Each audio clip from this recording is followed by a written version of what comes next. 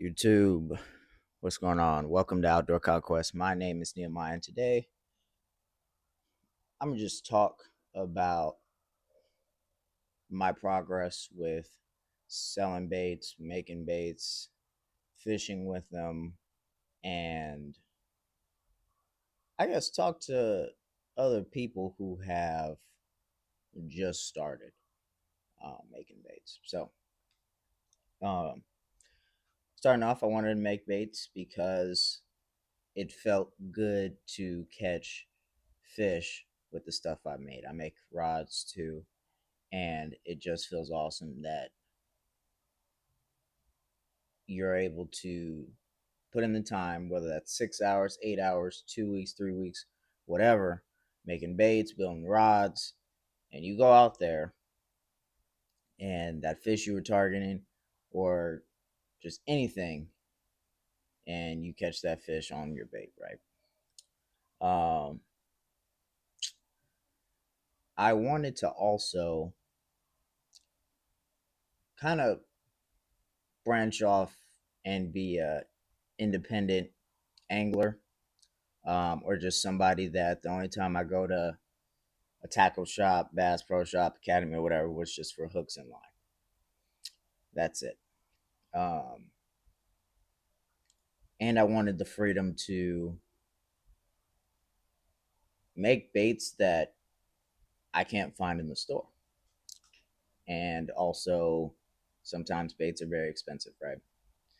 Um, I also wanted to encourage people to branch out if that's just buying one mold, whether it's silicone or it's an aluminum mold, and you like swim baits or you like Senkos, you like crawls, um, just go ahead and do it. Go ahead and do it. It's not too much of an expensive hobby, and um, just for starting out with one mold, right? So, my progress. So, I started making baits. Say it's been 2 months now, and I've had 5 repeated customers. So the way I've been doing it, and I'm starting locally, coworkers, people I know, stuff like that.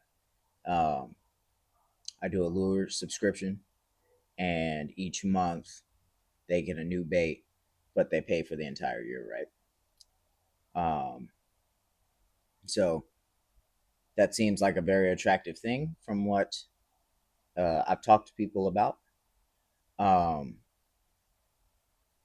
but hey, if you want to sell one at a time, onesie twosies, and kill it that way, go ahead. I plan on going to boat ramps in the foreseeable future and selling my baits under a tent, even my YouTube, my Instagram, my TikTok, and seeing how well that goes. Just going to different boat ramps and parks with ponds and stuff like that. And I'm not even selling baits for a crazy amount of money. It's more to just fund the hobby and then have a source of income. Second source of income. Excuse me. Um, how I started, right, with the equipment I have. The previous video, I had silicone molds from Tackle Warehouse. I had a 4 inch and a 6 inch, and um, I got my inspiration from World's Worst Fishing and a couple of the other guys that make baits and do some crazy informational stuff. Right, I to this day I watch the same open pour videos on my way to work. So I started with that. Started with Loreworks. Try to get natural colors that you can pretty much do anything with: brown, black, green, and white, bone white, excuse me, and just do that. And I cast it, casted out my first bait, and I was catching bass. And I was like, that's when it kind of got hooked. Like, oh snap! I made the rod, I made the lure, shoot, what do I need? Any of these big company tackle companies for? And then I just started posting, and there's a couple fishermen that I work with, and stuff like that. I take the kids down the street that pretty much my nephews, take them fishing and enjoy it. So people were very interested in the way I make rods and uh, making baits. And I haven't been doing it for so long. Like I'm still new to the game. I don't have decades of experience. I just have a passion for it. People think it's funny. They get me to talking about fishing just because.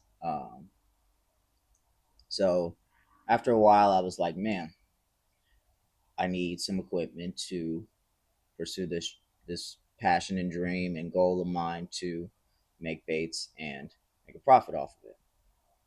So watching World's Worst Fishing and all these other guys are using aluminum molds. So I decided to buy freshwater and saltwater molds. So I think I have 20 units of aluminum molds. Now, some of these units are shrimp, senkos, ribbon tail worms, open pore swim baits in sizes 4 through 7.5. And then I have a crawl open pore mold, the Ginger Ninja, if y'all know what I'm talking about. So that was expensive. That was expensive. Um, but now I don't have to limit myself to only doing freshwater, only do saltwater. When I do both, um, since I've had a new baby, I can't really go drive an hour to the intercoastal and chase reds every day for 6 hours. So I can go down the street. It's Florida. Pretty much every block has about 4 or 5 ponds in it. You get my fishing done that way, get my content done that way, um, and stuff like that. So, um, advice for somebody that's looking to purchase, whereas from Angling AI, Epic Bait Molds, Fat Guys Baits, I believe is the other company. Um, buy baits that are interesting to you, and if you could only buy one, buy a bait that you enjoy. If you love making Senkos and you be catching bass left and right with Senkos, then get the get the Senko aluminum mold, right? You make 5 at a time each pour. And that's really good because you can, I think one time I made like 65 in an hour. So you can really push a lot of baits, if you're a saltwater guy and you ain't got thousands of dollars to spend on injectors and aluminum molds and stuff like that. Go with some shrimps, right? Shrimps are easy to make. They're open pour. They come in a set of two for $33. You get three of them, you got six. Now you can make yourself a pack. So there are ways to get some of this equipment without breaking your wallet, right? Um, the realization I've had also is that doing at it, doing this as a hobby and doing this as a business kind of has altered my thinking when it comes to bait making, rod making, excuse me, uh, marketing, social media, and stuff like that, right? So now it feels like a job, but it feels fun, right? Um, feels fun. Like I think I've grown talking to the camera, having more stuff to say, My editing's looking better. Granted, I still my editing's pretty basic, but I do enjoy making videos. And when you go to work and you like, hey Chad, that was a good video. I learned something. Oh, that's cool, man. I didn't know you was looking at it. Or you just get that one new subscriber. I'm at like 56 subscribers. Um, and TikTok, I think I got probably like 100 followers on TikTok. So I appreciate everybody that tunes in, watches, um, the comments, the conversations we have. Where do you fish and what do you fish for? What's your PR and all that good stuff, man. It's great. Um,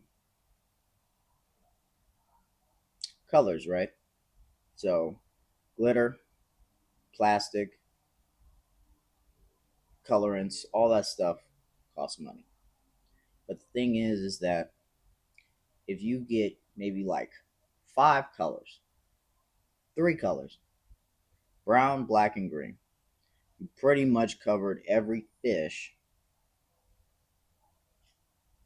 any worm, any crustacean for the most part. Now, granted, there are some outliers like there. You know, bluegill have about 8 different colors on their body, um, and stuff like that. But you can get a basic set of colors and then go to town with that. Like, for example, like these aren't done, and these just came out of the mold, and they got freaking stuff on them.